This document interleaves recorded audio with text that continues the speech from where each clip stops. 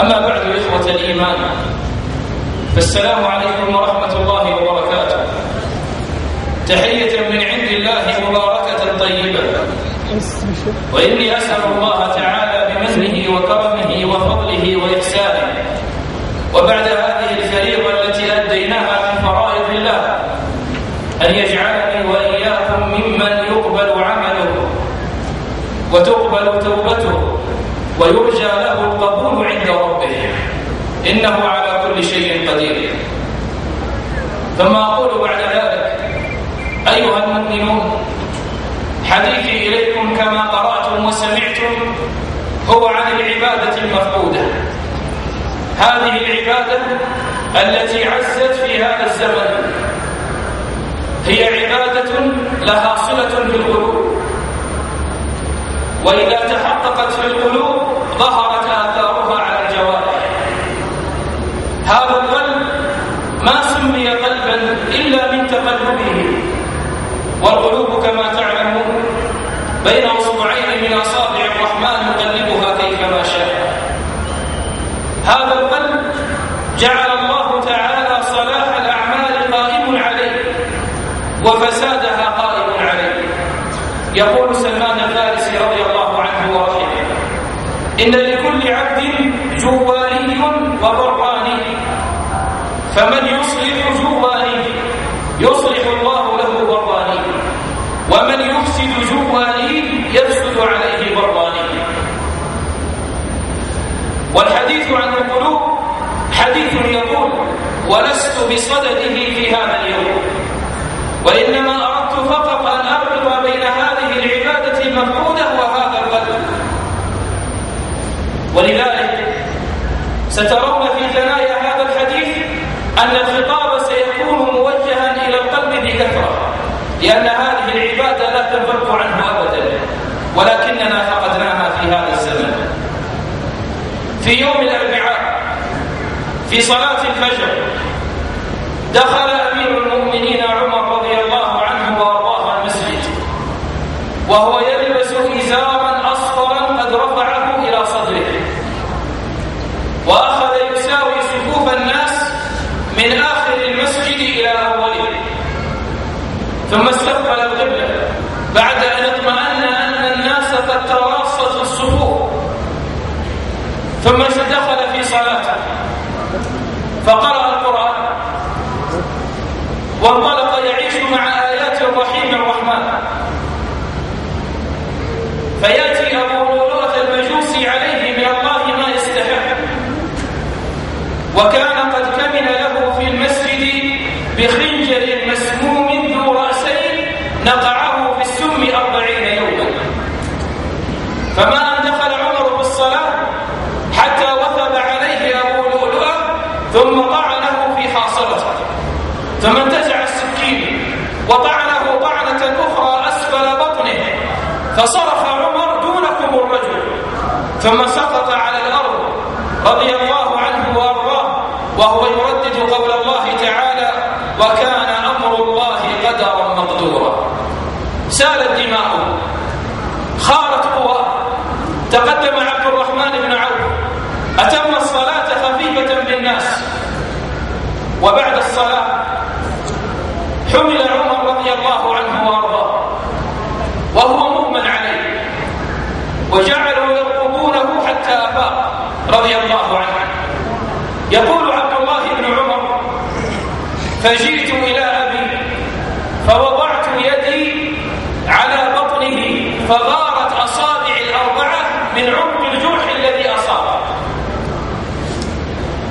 قال: ولما أسفر نور الصبح وكادت الشمس أن تشرق، وإذا بعمر يفتح عينيه. يقول ابن عباس: فكنت أربطه وأستمع إلى كلامه، فكانت أول كلمة قالها بعد أن أفاق: أصلى الناس؟ أصلى الناس؟ فقالوا: نعم يا أمير المؤمنين. قال: إذن أصلي أنا، أسندني يا ابن عمر. فأسنده عبد الله بن عمر، وسكب الماء على عمر رضي الله عنه، فقام يتوضأ وهو يقول: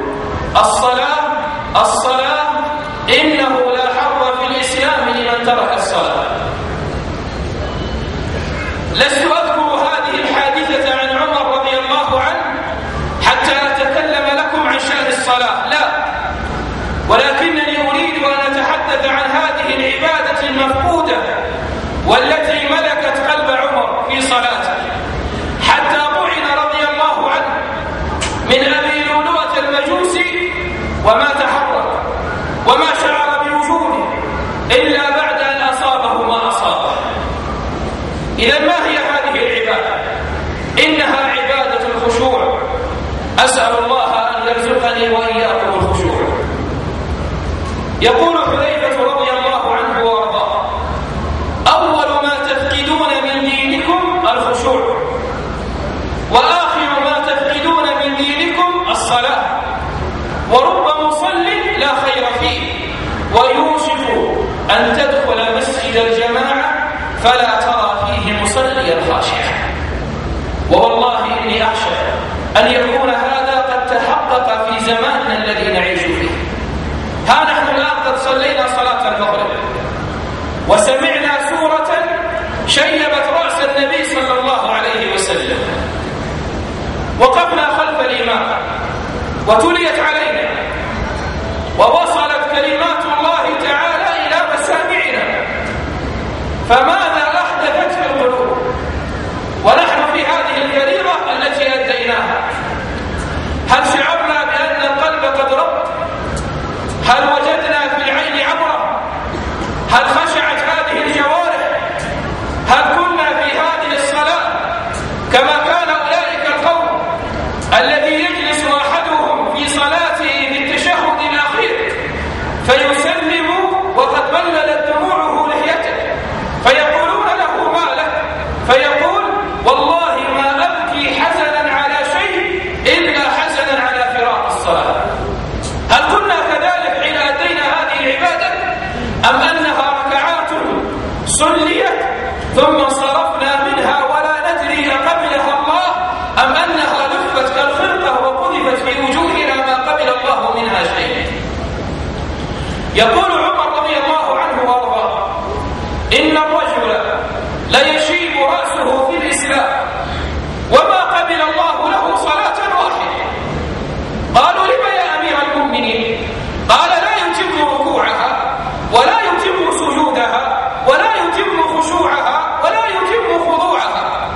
وهذا أيها المؤمنون في حق من يصلي، فكيف بالذي يترك الصلاة ويدع الصلاة ويتأخر عن الصلاة بحجة النوم بعد التعب في العمل أو النوم بعد السهر على الغفلة والزلل؟ نحن بحاجة يا إخوان نراجع أنفسنا. هذه العبادة العظيمة التي نؤديها كل يوم 5 مرات، هل هي مقبولة أم مردودة؟ إن الله لا يقبل من صلاة العبد إلا ما حضر قلبه فيها.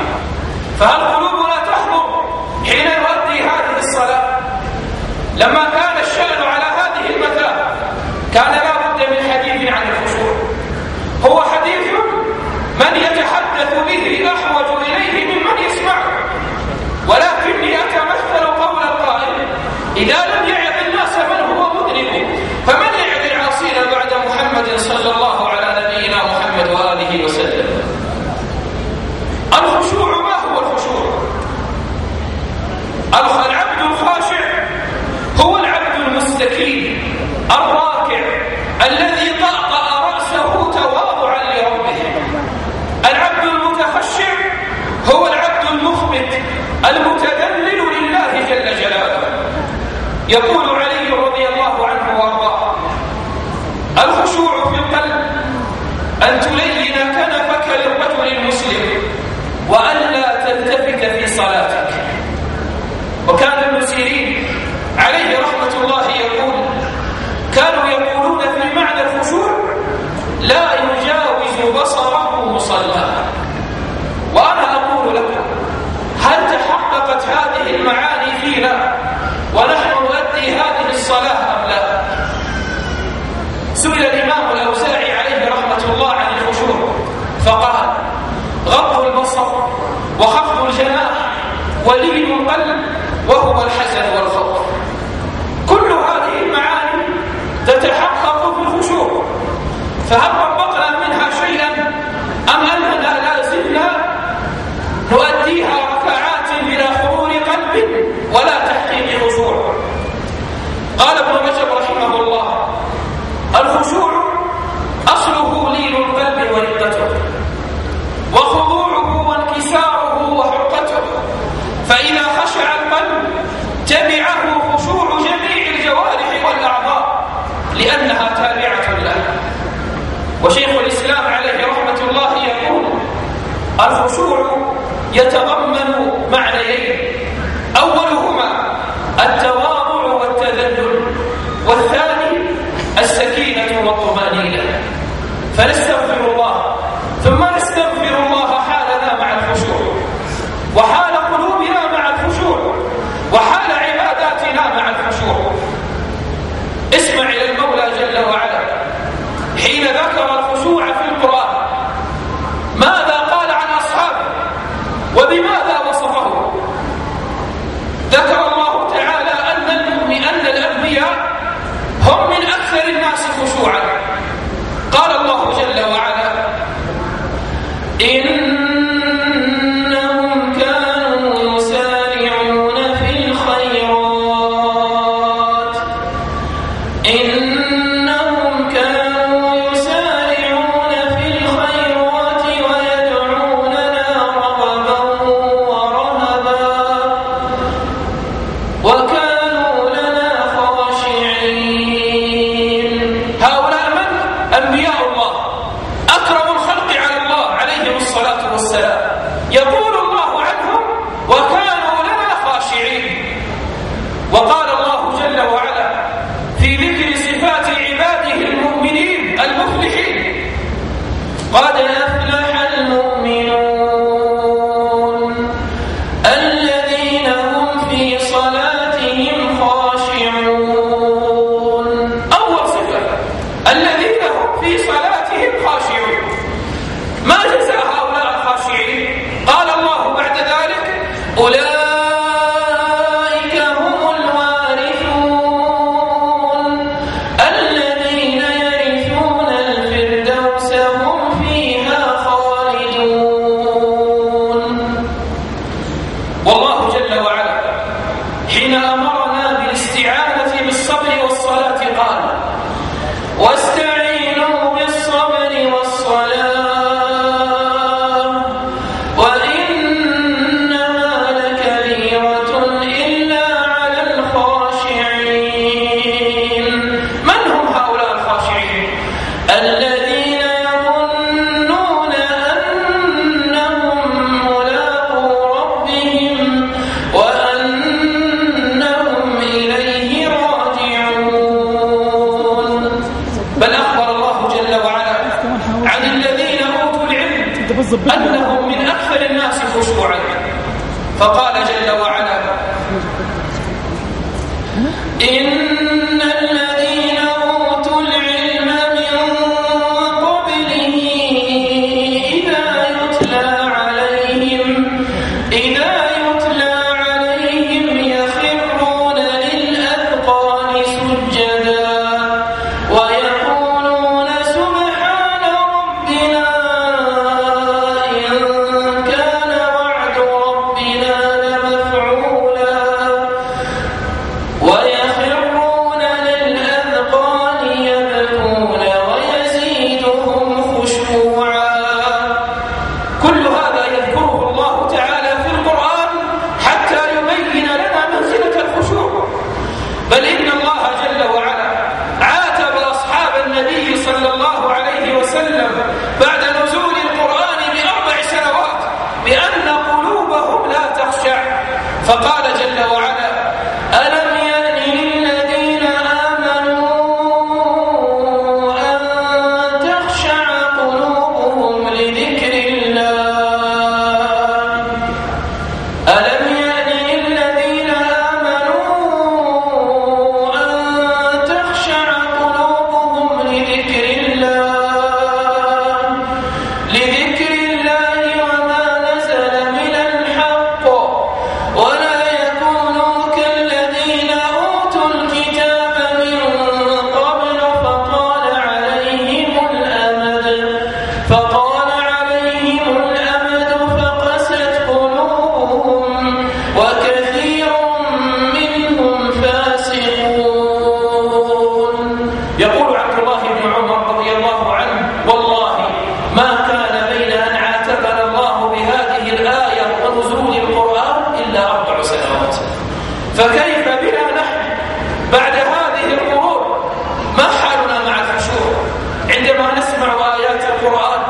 وعندما نسمع ذكر الرحمن وعندما نقوم في أداء الصلاة بين يدي الله جل جلاله. أخرج الإمام مسلم في صحيحه عن عثمان بن عفان رضي الله عنه قال: سمعت رسول الله صلى الله عليه وسلم يقول: ما من امرئ مسلم تحضره صلاة مكتوبة فيحسن وضوءها وخشوعها وركوعها إلا كانت كفارة لما قبلها من الذنوب ما لم يؤت كبيرا، وذلك الدهر كله. ما من امرئ مسلم تحضره صلاة مكتوبة فيحسن وضوءها وخشوعها وركوعها إلا كانت كفارة لما قبلها من الذنوب ما لم يؤت كبيرا، وذلك الدهر كله. والنبي عليه الصلاة والسلام قد توعد أولئك الذين يرفعون أبصارهم في الصلاة، لأن رفع الأبصار في الصلاة ينافي الخشوع. فقال عليه الصلاة والسلام: ما بال أقوام يرفعون أبصارهم إلى السماء في صلاتهم، فاشتد قوله في ذلك حتى قال: لينتهن عن ذلك أو لتخطفن أبصارهم. رواه البخاري. وأخبرنا عليه الصلاة والسلام أن أجر الخاشع عند الله بمنزلة الشهيد، كما في حديث أبي هريرة عند النسائي بإسناد صحيح قال: سمعت رسول الله صلى الله عليه وسلم يقول: مثل المجاهد في سبيل الله والله أعلم بمن يجاهد في سبيله كمثل الصائم القائم الخاشع الراكع الساجد. فجعل الله جل وعلا أجر الصائم القائم الخاشع الراكع الساجد كأجر المجاهد في سبيل الله. ثم إن العبادة التي يصاحبها الخشوع تفضل العبادة التي لا خشوع فيها. يقول حسان بن عطية رحمه الله: إن الرجلين ليكونان في الصلاة الواحدة وإن بينهما في الفضل كما ما بين السماء والأرض. هما في صلاة واحدة ومع ذلك بينهما في الفضل كما ما بين السماء والأرض. كل هذا متعلق بالخشوع. إذن ما دام أن الخشوع بهذه المثابة وبهذه المنزلة وبهذا الفضل، لا بد أن نتعلم الطرق التي توصلنا إلى هذا الخشوع، الوسائل التي نحتاجها حتى نحقق الخشوع. هناك طرق وهناك وسائل كثيرة، لا أدعي بأني سآتي عليها كلها في هذه المحاضرة، ولكنني سآخذ منها ما أرى أننا بحاجة إليه أكثر، ما أرى أنه لو تحقق لحصل عندنا الخشوع المقصود. لعل الله جل وعلا أن يرزقنا بذلك خشوعا تقبل به أعمالنا وصلواتنا. أول هذه الأمور التي نستجلب بها الخشوع أن يستحضر العبد نظر الله تعالى إليه في حركاته وسكناته وهو في صلاته، وهو في قراءته، وهو في قيامه، وهو في ركوعه، وهو في سجوده، وهو في قعوده. يستشعر بقلبه أن الله جل وعلا ينظر إليه، وأن الله تعالى تلقاء وجهه في الصلاة، وأنه إذا انصرف عن الله انصرف الله تعالى عنه. هكذا يشعر العبد وهو بهذه الصورة أن قلبه يحضر، لأنه يعيش أن الله تعالى يراه ومطلع عليه. يقول عبد الله بن الشخير: رأيت رسول الله صلى الله عليه وسلم يصلي وفي صدره أزيز كأزيز الرحى من البكاء. لما يشعر النبي عليه الصلاة والسلام في الصلاة بهذا؟ لأنه يستشعر بقلبه أن الله تعالى يراه، فلا يريد أن يحدث في صلاته أمرا لا يرضاه الله. ونحن نقتدي بنبينا عليه الصلاة والسلام، وأحوج ما نكون إلى أن نصلي صلاة كصلاته صلى الله عليه وسلم. فهل الصلاة أزيزا كأزيز الرحى ونحن نقف بين يدي الله جل وعلا. علي بن الحسين زين العابدين ما سمي زين العابدين إلا لزين عبادته. كان إذا قام إلى الصلاة اضطرب وارتعد، فلما سئل عن ذلك قال: تدعون بين يدي من أقوم أناجي؟ وكان إذا توضأ للصلاة اصفر لونه من شدة الوجل والحياء والخوف واستشعار عظمة الله والنظر إليه، فيخدم على صلاة يناجي فيها ربه، فيظهر ذلك صفرة في وجهه كمن أراد أن يلاقي عظيما من العظماء. وأبو عبيد اليحصبي عليه رحمة الله كان إماما في البصرة، أما الناس 60 عاما ما سجد مرة واحدة سجود السهو، فقالوا: يا أبا عبيد كيف حصل ذلك؟ فقال رحمه الله: لأنني لم آتي يوما إلى الصلاة وفي قلبي شيء غير الله. لم يدخل في الصلاة وفي قلبه شيء إلا الله جل وعلا. وعبد الله بن الزبير كان يخلف بالمنجنيق، فيصيب المنجنيق ثوبه أو بعض أطرافه ولا يتحرك وهو في الصلاة، ولا يرفع رأسه ولا يلتفت.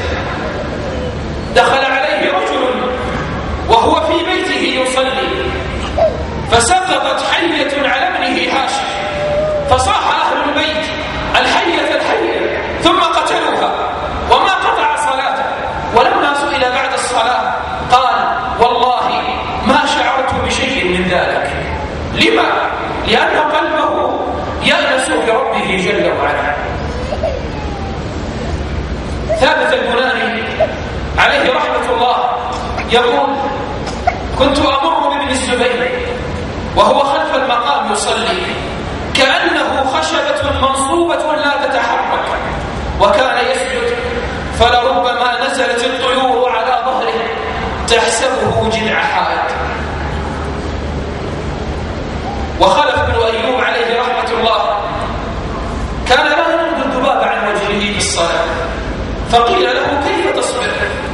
فقال: بلغني أن الفساق يتصورون تحت السياق ليقال فلان صبور، فإذا كان هؤلاء يعني الفساق يتجلدون للسياق، فكيف لا نتجلد نحن أمام رب الأرباب إذا وقع الذباب على الأمر؟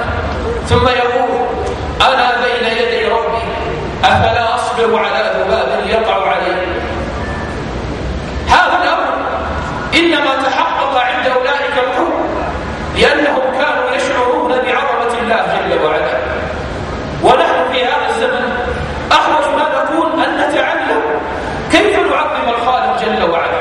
ووالله لو كانت عظمة الله تعالى تملأ قلوبنا لاستشعرنا نظره إلينا في صلاتنا. مالك بن دينار دخل السوق فرأى رجلا ملقا في السوق مخبورا، ولكنه يردد كلمة واحدة يقول: الله الله الله. فقال مالك: سبحان الله، يردد اسم الله بفم مخبور، والله لو طهرت. ثم أخذ خرقة وطهر بها فمه.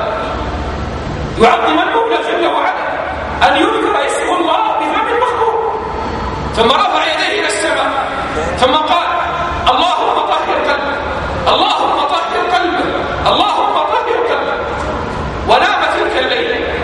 يقول: فأتاني آت في المنام فقال لي: يا مالك، طهرت فمه من أجلنا وطهرنا قلبه من أجلك. طهرت فمه من أجلنا وطهرنا قلبه من أجلك. يقول مالك: فخرجت إلى صلاة الفجر فرأيت رجلا في ناحية من المسجد يصلي ويدعو ويقول: اللهم اغفر لي، وإن لم تغفر لي فمن يغفر لي؟ قال: فجئت فقلت: يا هذا، ما هذا الذي تقول؟ رحمة الله أوسع من ذنبك. قال: ألم تعرف من أكون؟ قال: ومن تكون؟ قال: أنا الذي رأيتني مخمورا ليلة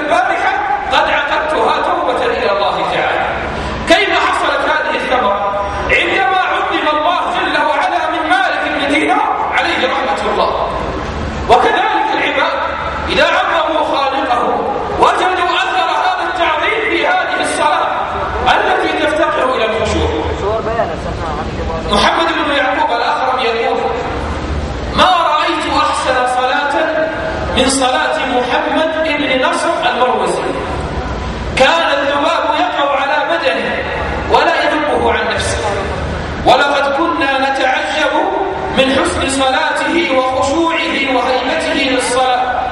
كان يضع ذقنه على صدره فينتصب كأنه خشبة مسنودة. وكان مسلم بن يسار يقول لأهله إذا دخل في صلاته: تحدثوا فلست أسمع حديثكم، تحدثوا فلست أسمع حديثكم، لأن قلبه عند ربه جل وعلا. الأمر الثاني الذي نستجلب به الخشوع ويحصل للعبد في قلبه بإذن الله أن يراقب العبد نفسه وينظر في عيوبها ويترك النظر إلى عيوب الناس، لأن العبد إذا أشغل نفسه بالناس أشغله الشيطان بهم، وإذا فرغ قلبه لربه امتلأ قلبه بمحبة الله وبالرغبة في مرضات الله، فيجد الخشوع إلى قلبه سبيلا. يقول ابن القيم رحمه الله: ارجع إلى نفسك وانظر إلى عيوبها، فإن ذلك يورثك انكسارا، وأما الخلق فلا تنظر إلى عيوبهم بل انظر إلى محاسنهم، فيورثك ذلك شعورا بأنك أقل من هؤلاء جميعا، وأنك المقصر المذنب تحتاج إلى عفو ربك ومسامحته وإلى التشميل بالتقرب إليه وطاعته. وأنا أقول: هل نحن قد بلغنا من المنزلة ومن الفضل أن نترك عيوب أنفسنا وننشغل بعيوب الناس؟ لو تأمل كل منا في نفسه ونظر في حاله كم بينه وبين الله من هفوات، كم مرة عصينا الله بالبصر، وكم مرة عصينا الله بالسمع، وكم مرة عصينا الله باليد، وكم مرة عصينا الله بالرجل، وكم مرة عصينا الله بالفرج، وكل هذا يمر علينا في اليوم والليل. فهل فرغنا من معالجة هذا كله وتفرغنا إلى عيوب الناس؟ كل منا أحوج ما يكون إلى أن تصيبه رحمة الله. فهل عندنا نحن من الأعمال ما نستوجب به رحمة الله جل وعلا؟ فإذا أردت أيها العبد أن يكون لك في الخشوع مكانا ومنزلا، فاحرص على أن تعالج أمر نفسك وأن لا تنظر إلى الآخرين. انظر إلى السلف رحمه الله كيف كانوا يراقبون أحوال أنفسهم. يقول أحدهم: والله ما تكلمت بكلمة منذ 40 عاما إلا وأعددت لها جوابا بين يدي الله في الآخرة. ما تكلم بكلمة منذ 40 سنة إلا أعد لها جوابا بين يدي الله يوم القيامة. وأنا وأنتم ماذا أعددنا من جواب بين يدي الله يوم القيامة؟ أسأل الله أن يصلح أحوالنا. الأمر الثالث الذي يحصل به الخشوع أن يحرص العبد على أن يتعرف على ربه حق المعرفة، وأن يعظمه حق التعظيم. وإذا حصل ذلك فإن العبد يلج الخشوع إلى قلبه. الله جل وعلا هو الذي رفع السماء ونصب الجبال وأنزل المطر وأرسل الرياح وذرأ البشر وبسط ونشر. الأمر أمره والخلق خلقه والعباد عباده. ما خلقنا ليستهتر بنا من قلة ولا ليعتز بنا من ذلة ولا ليتقوى بنا من ضعف، حاشاه سبحانه وتعالى، إنما خلقنا لنعبده. ثم قال: ما أريد منهم من رزق وما أريد أن يطعمون إن الله هو الرزاق ذو القوة المتين. سليمان بن عبد الملك لما حج مر على مدينة رسول الله صلى الله عليه وسلم وأقام فيها 3، ثم قال لأهل المدينة: هل بقي أحد في المدينة ممن أدرك أصحاب النبي صلى الله عليه وسلم؟ قالوا: نعم، رجل يقال له أبو حازم. قال: ائتوني به.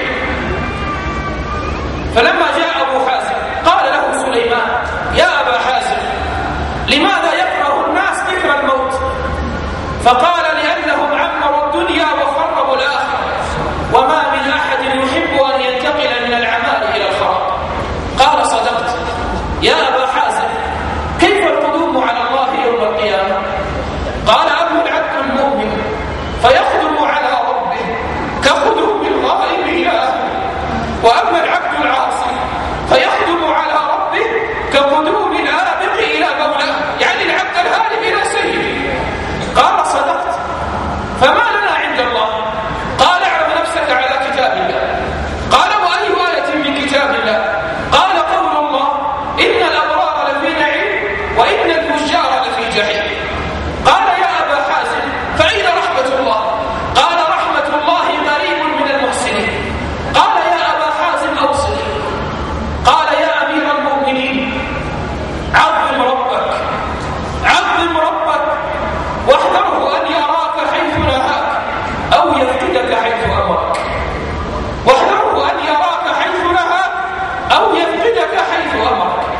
إذا تعظيم الله والتعرف على الله والتأمل في خلق الله، كل هذا يقود إلى أن يصيب العبد الخشوع الحقيقي في صلاته. تأمل معي ذلك الأعرابي الذي دخل الصحراء ثم قال بعرة تدل على البعير، وأثر يدل على المسير، وليل داج، وسماء ذات أبراج، ألا تدل على السميع البصير؟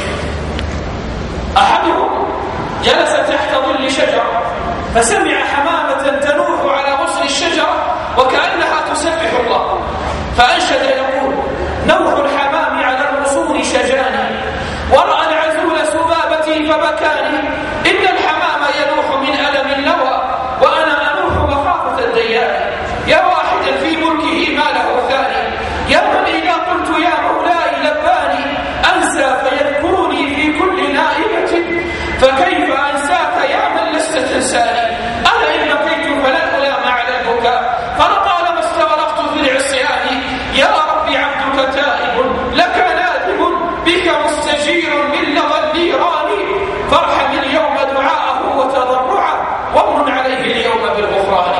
لله في الآفاق آيات لعل أقلها هو ما إليه هداك، ولعل ما في النفس من آياته عجب عجاب لو ترى عيناك، والكون مشحون بأسرار إذا حاولت تفسيرا لها أعياك، قل للطبيب تخطبته يد الردى، يا عارف الأدواء من أرداك، قل للصحيح يموت لا من علة، من بالمنايا يا صحيح دهاك، من سائل الأعمى خطى بين الزحام من اصطدام، من يقود خطاك، وإذا ترى الثعبان ينبذ سمه فاسأله من ذا بالسموم حشاك، واسأله يا ثعبان كيف تعيش أو تحيا وهذا السم يملأ فاك، فاسأل بطون النحل كيف تقاطرت شهدا وكل الشهد من حلاك، وإذا رأيت النار شب لهيبها فاسأل لهيب النار من أوراك، من فعل كل ذلك، إنه الله الذي لا إله إلا هو وسع كل شيء علما. تأمل في الوجود بعين فكر، ترى الدنيا الدنيئة للزوال، وكل من فيها سيفنى ويبقى وجه ربك ذو الجلال. إذن لا بد أن نتعرف على الله تعالى حق المعرفة، وأن لا يرانا حيث نهانا، وأن لا يفقدنا حيث أمرنا، حتى يتحقق عندنا الخشوع. لما خطب علي بن أرطاء على منبر المدائن جعل يعظ الناس حتى بكى وأبكى، فكان مما قال كونوا كرجل قال لابنه وهو يعظ يا بني أوصيك لا تصلي صلاة إلا وظننت أنك لا تصلي بعدها حتى تموت. وهذا يقودنا إلى الوسيلة الثالثة أو الوسيلة الرابعة التي نحقق بها الخشوع، ألا وهي أن تتذكر أن هذه الصلاة التي تصليها هي الصلاة الأخيرة، يعني تصلي صلاة مودع. فهل نحن فعلا إذا قمنا إلى الصلاة نصلي صلاة مودع أم لا؟ هل أننا إذا شرعنا في الصلاة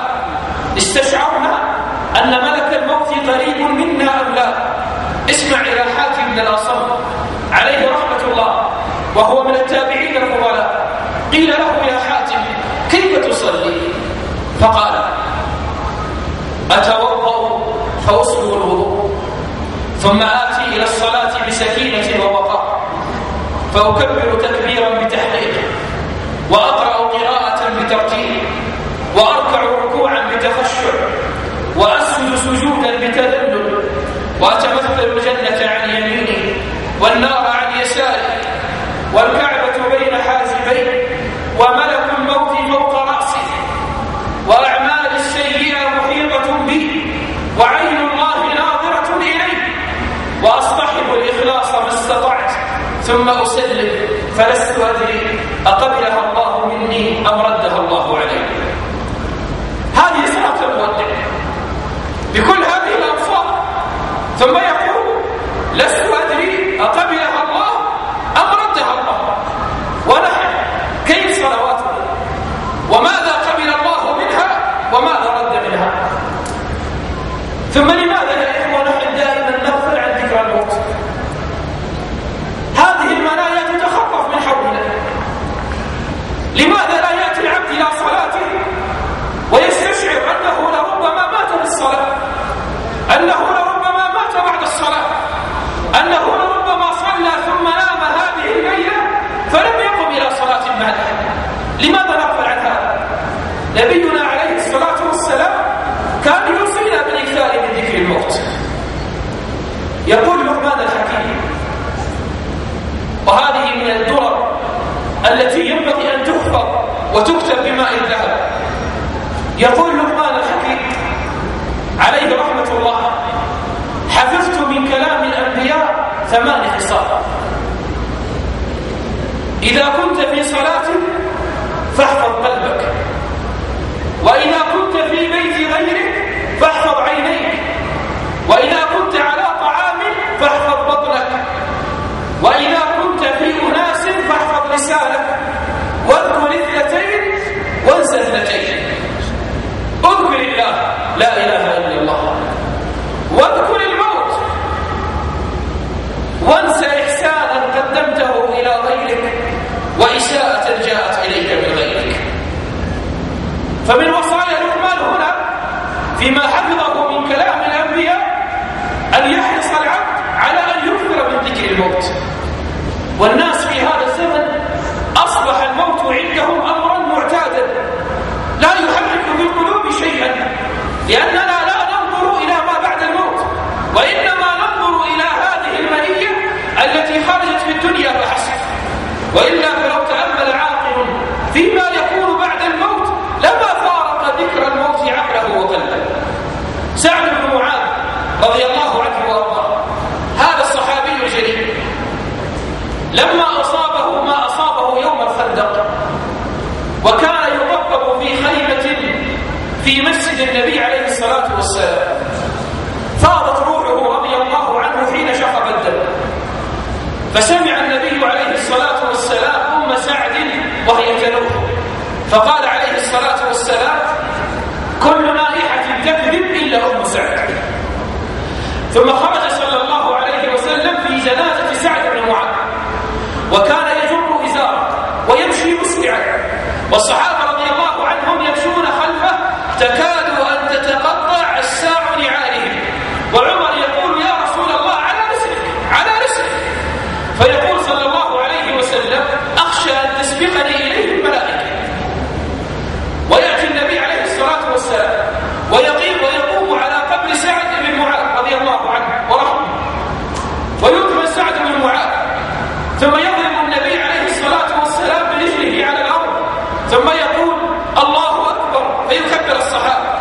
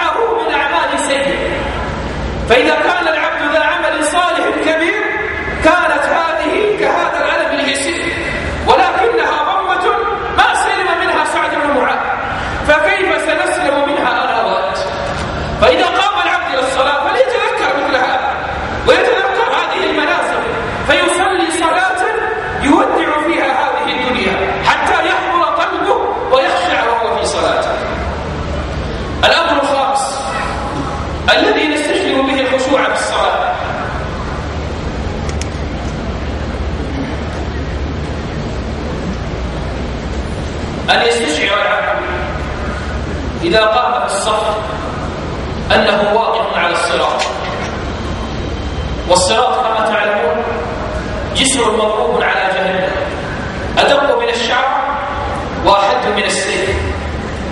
الناس يوم القيامة يمرون عليه وهم على أنواع، منهم من يمر عليه كالبرق، ومنهم من يمر عليه كالريح، ومنهم من يمر عليه كالجواد المغبر، ومنهم من يمر عليه جريا، ومنهم من يمر عليه مشيا، ومنهم من يمر عليه زحفا على بطنه، ومنهم من إذا أتى على الصراط تلقفته كلاليب جهنم فوقع فيها. هذا الصراط خاف منه الصحابة رضي الله عنهم، وخاف منه السلف الصالح، فكانوا يستشعرون عظمته إذا قاموا إلى الصلاة. عمر رضي الله عنه جاءته امرأة فقالت: يا أمير المؤمنين، إني رأيت البارحة أن القيامة قامت وأن الصراط قد ضرب على جهنم، ورأيت الناس يجوزون من عليه. فشهق عمر وخر مغشيا عليه قبل أن تتم كلامه. فقالت المرأة وهي تصرخ: ورأيتك يا أمير المؤمنين قد جزت، ورأيتك يا أمير المؤمنين قد جزت، تريده أن يستفيد.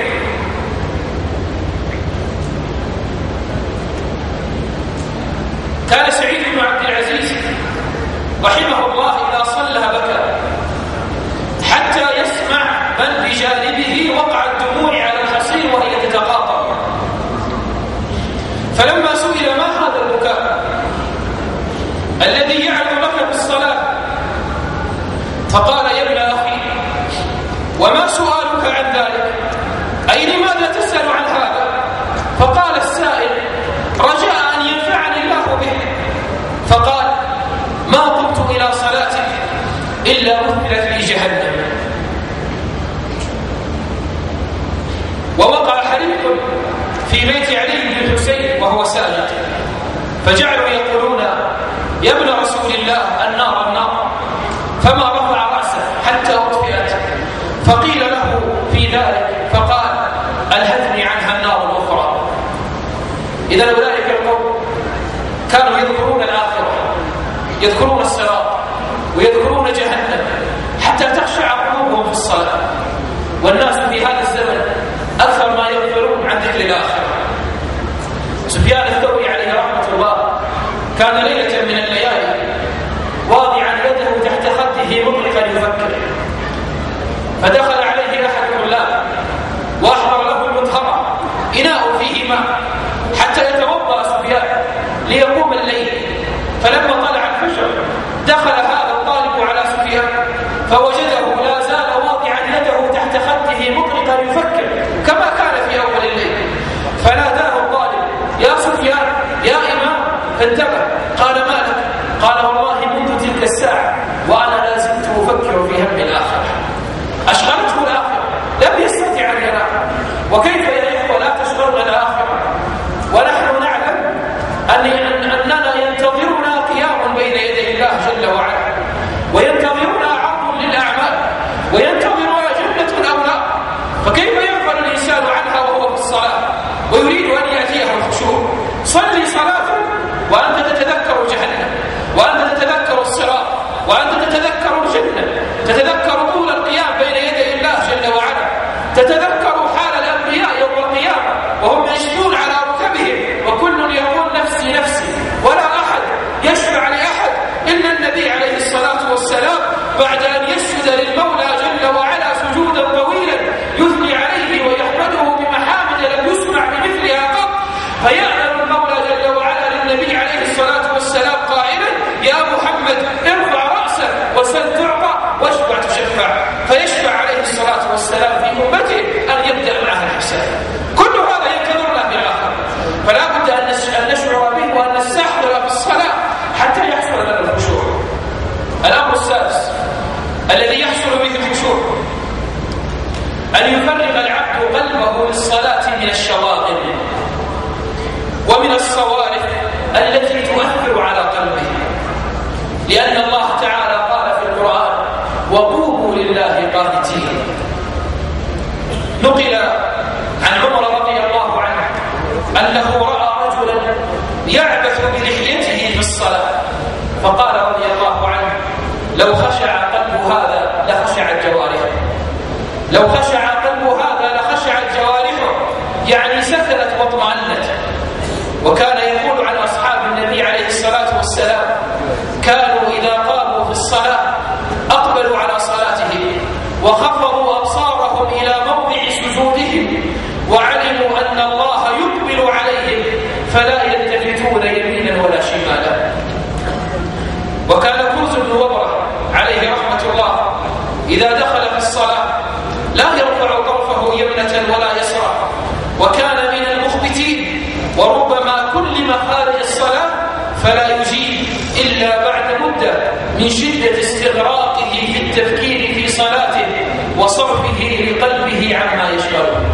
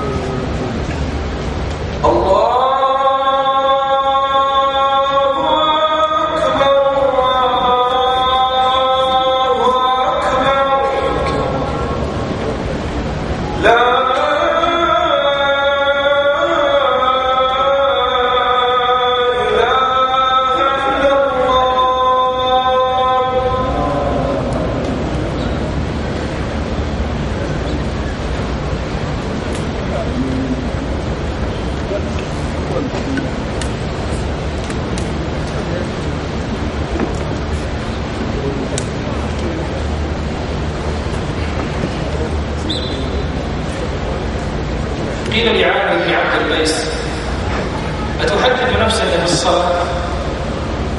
فقال: أو شيء أحب إلي من الصلاة أحدث به نفسي؟ يعني هل هناك شيء أحب إليه من هذه الصلاة حتى يدور حديثها في نفسك؟ فقالوا له: إنا لنحدث أنفسنا في الصلاة، يأتينا الحديث في الصلاة. فقال له: أبالجنة والحب؟ قالوا: لا، بل بأهلنا وأموالنا.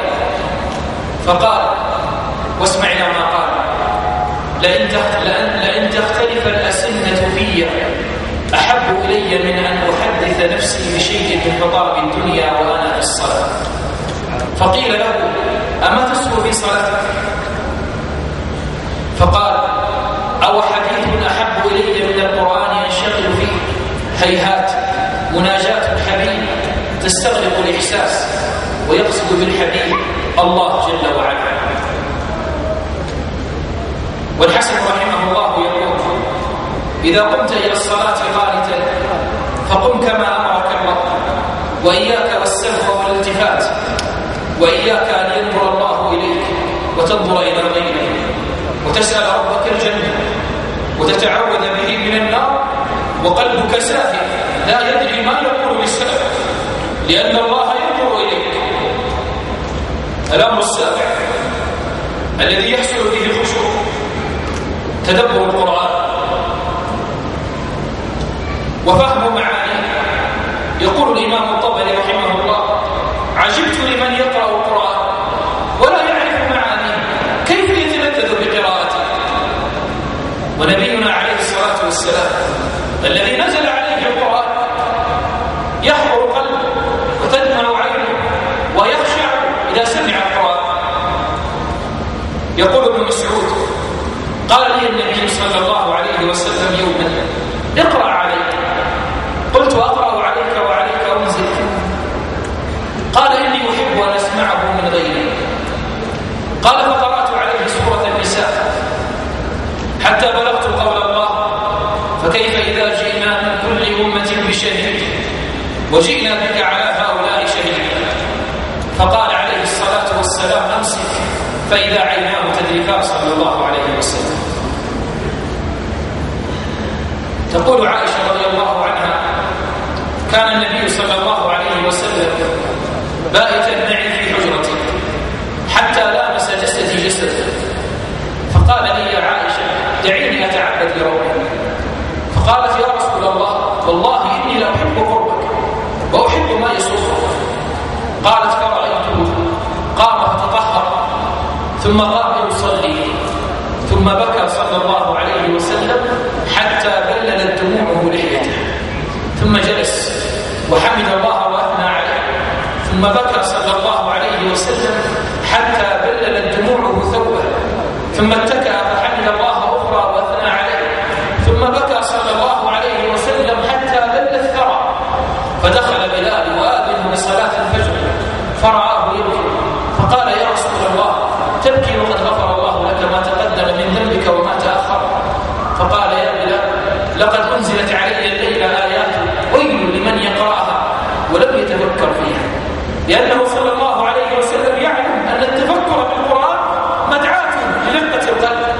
ثم تلا قول الله تعالى: إن في خلق السماوات والأرض واختلاف الليل والنهار لآيات لأولي الألباب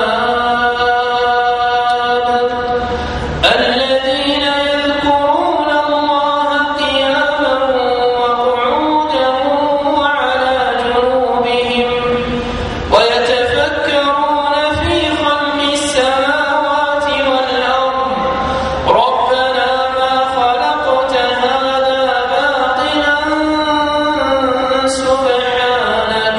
سبحانك فقنا عذاب النار. إلى آخر الآيات من سورة آل عمران. فكيف حالنا نحن معها؟ هل نتفكر وهل نتأمل فيخشع القلب ويرق وتدمع العين؟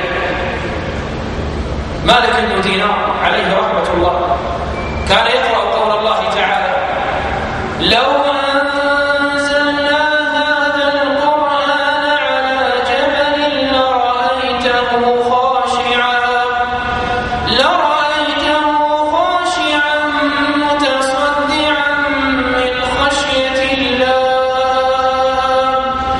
وتلك الأمثال نضربها للناس لعلهم يتفكرون. ثم يقول: أقسم لكم لا يؤمن عبد بهذا القرآن إلا صدع قلبه. وجاء ناس إلى الفضيل بن عياض واستأذنوا عليه عند بابه فلم يأذن لهم،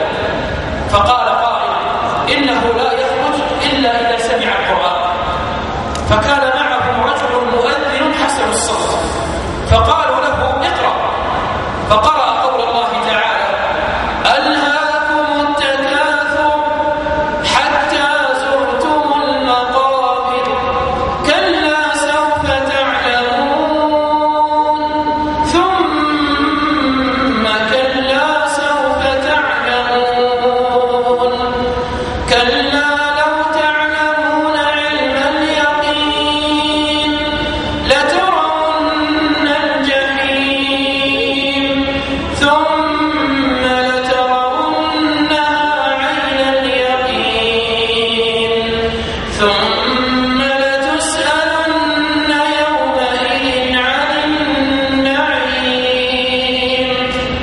فرفع القارئ بها صوته فأشرف عليهم الفضيل وقد بكى حتى بلت دموعه لحيته ومعه خرقة ينشف بها هذه الدموع ويقول: بلغت 80 أو جزتها فماذا أؤمن أو أنتظر؟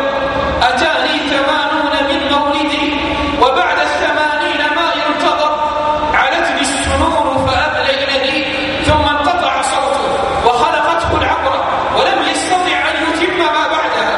فقال رجل منهم: أنا أتم لكم البيت. علتني السنون فأبلغني فرقت عظامي وكل البصر. فنستغفر الله حالنا مع القرآن وحال قلوبنا مع القرآن ونحن نسمع آيات الله تعالى فلا يرق قلب ولا تدمع عين، وأسأل الله تعالى أن لا يجعلنا كذلك.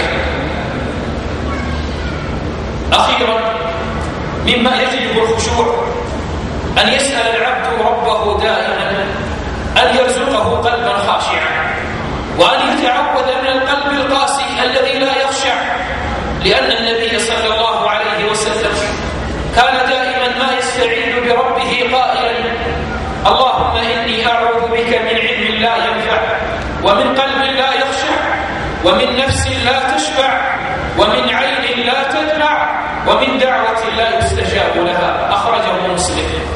فليدعو العبد ربه دائما أن يرزقه قلبا خاشعا وعينا مدرارا. ولنعلم جميعا أن الخشوع إذا حصل والقلب إذا رق والعين إذا دمعت أجي لهذا العبد أن يتقبل الله تعالى منه عمله وأن يرحمه في الآخرة. يقول النبي صلى الله عليه وسلم: من سالت من عينه قدر رأس الذباب من خشية الله حرم الله بها جسده على النار. يقول صلى الله عليه وسلم: لن يلج النار رجل بكى من خشية الله حتى يعود اللبن في الضرع، وهل اللبن إذا خرج من الضرع يعود إليه؟ يقول صلى الله عليه وآله وسلم: عينان لن تمسهما النار، ثم ذكر منها عين بكت من خشية الله. فالعبد إذا استشعر كل ذلك وأتى بما ذكرت لكم من وسائل وطرق رجونا بها بإذن الله أن يحصل له الخشوع في الصلاة، وأن يحصل له التدبر في صلاته، وأن يدخل في صلاة يصليها ويخرج من كل شيء لأنه يقف بين يدي المولى جل وعلا. وأختم الحديث بعد كل هذا وأقول: إن مما ابتلاني الله عز وجل به أن أتحدث لكم عن الخشوع ولست أملكه ولا أجد أثره على نفسي، ولكن هي هي كلمات من مذنب مقصر يحب أن يرى في إخوانه ما لا يراه في نفسه. فإن وجدتم فيما قلت صوابا فذلك من الله وحده، وإن وجدتم خطأ فذلك من نفسي والشيطان.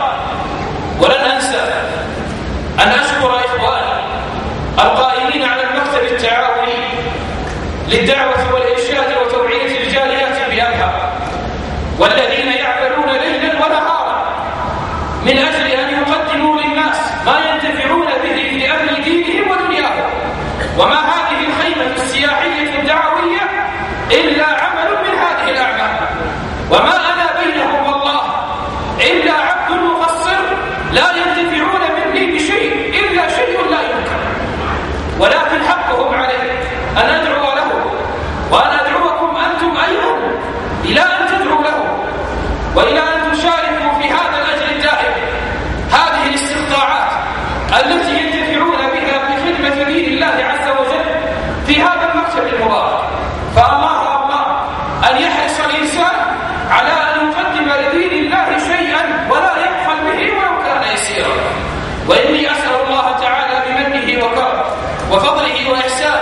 وباسمه الأعظم الذي إذا سئل به أعطى وإذا دعي به أجاب.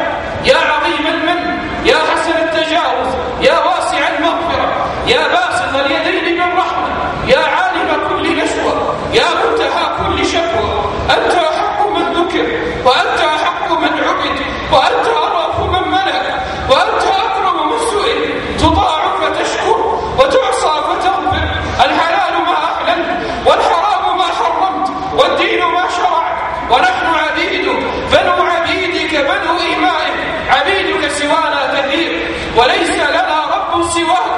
نسألك اللهم أن تطهر قلوبنا من النفاق، وأعمالنا من الرياء، وألسنتنا من الكذب، وأعيننا من الخيانة، وأن تتوفانا وأنت راض عنا غير غضبان. اللهم إنا نعوذ بك من علم لا ينفع، ومن عين لا تدمع، ومن قلب لا يخشع، ومن دعوة لا يستجاب لها. اللهم إنا نسألك رضاك والجنة، ونعوذ بك من سخطك والنار. اللهم وفق إخواننا القائمين على هذا المخيم لكل ما تحب وترضى. اللهم أجزل عليهم أشابيب الرحمات. اللهم أجزل لهم الأجر والمثوبة. اللهم اجعلهم مفاتيحا للخير، مغاليقا للشر، إنك يا مولانا على كل شيء قدير. اللهم ارحم إخواني الذين استمعوا إلي في هذه الساعة، وجميع المسلمين يا رب العالمين، واجمعنا اللهم في دار كرامتك إخوانا على سرر متقابلين، إنك على كل شيء قدير وبالإجابة جدير، والحمد لله رب العالمين. تم الكلام وربنا محمود، وله المكارم والعلا والجود، وعلى النبي محمد صلواته ما ناح قمري وأورق عود، وصلى الله وسلم وبارك